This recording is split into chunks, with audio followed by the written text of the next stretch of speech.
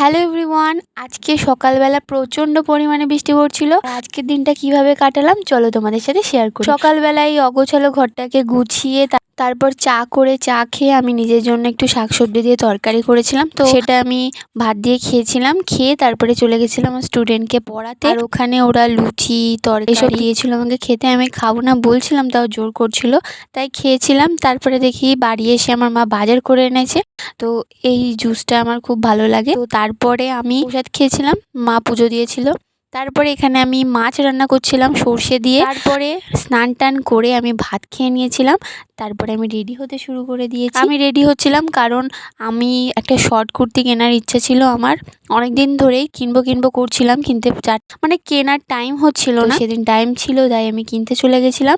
অনেক দিন ধরেই মানে ফ্লিপকার্ট, মিশো এইসব অ্যাপে আমি দেখছিলাম শর্ট কুর্তি, কিন্তু পছন্দ হচ্ছিল, কিন্তু বিশ্বাস করতে পারছিলাম না যে একদম পিওর কটনের আসবে না, কেমন একটা টাইপের আসে না অনেক টাইমে, মানে গরম লাগে পরলে, তো সেই বিশ্বাসটা হচ্ছিল না। তাই আমি ভাবলাম একেবারে শপিং মল থেকেই কিনবো।